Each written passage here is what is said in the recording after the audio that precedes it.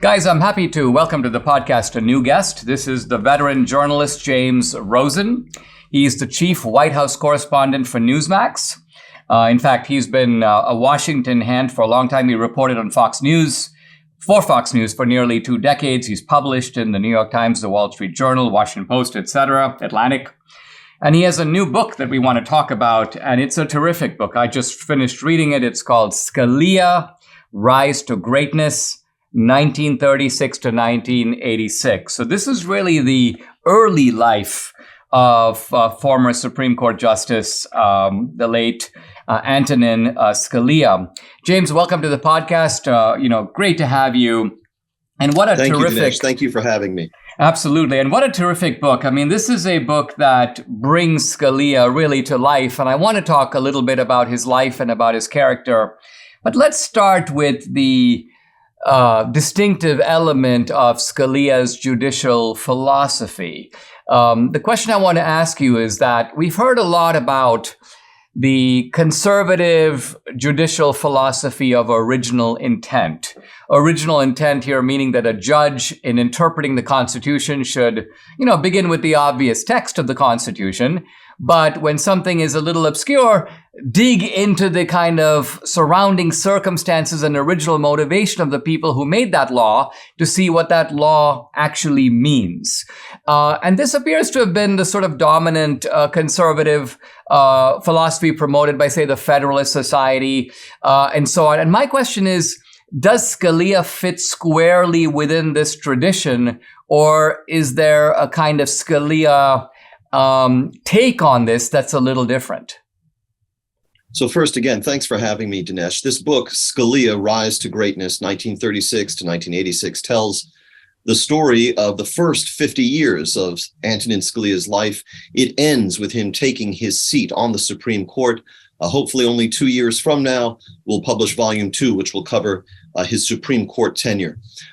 In terms of the question that you asked, I would phrase it somewhat differently.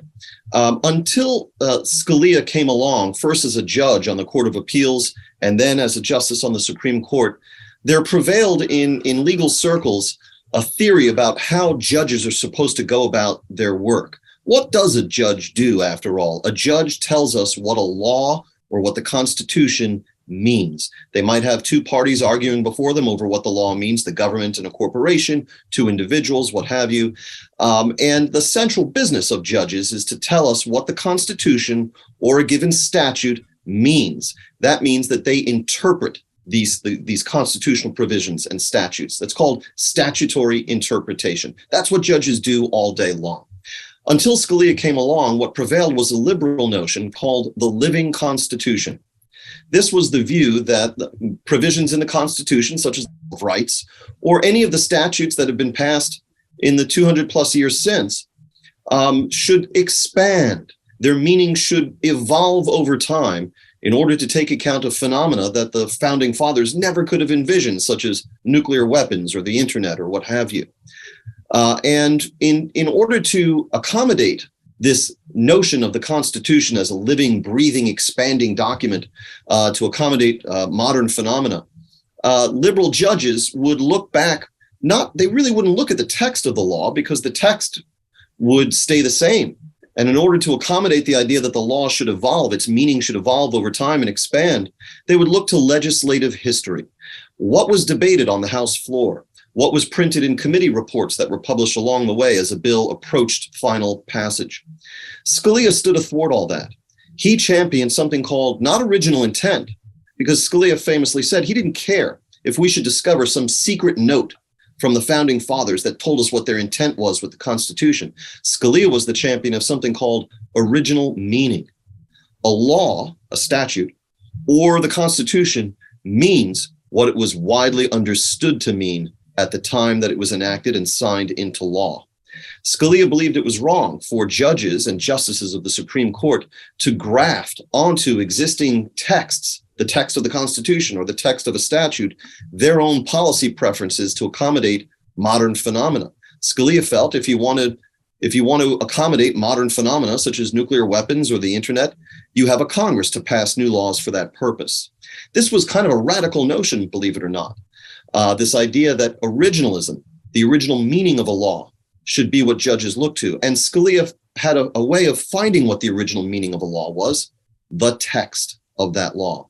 So textualism, as I put it in the book, was sort of Justice Scalia's metal detector to find the original meaning of a law or the Constitution.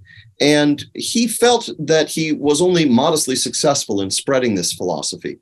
But by the time he died, no less a figure than Supreme Court Justice Elena Kagan, another of the liberals on the court with whom Scalia had a wonderful personal friendship, pronounced that we are all originalists now. And Scalia achieved that revolution in the way lawyers and judges and even legislators go about their work, not by being in the majority of the Supreme Court cases that he was ruling on so often, but more often in dissent and through the force of his lively personality, his genius, and his wit.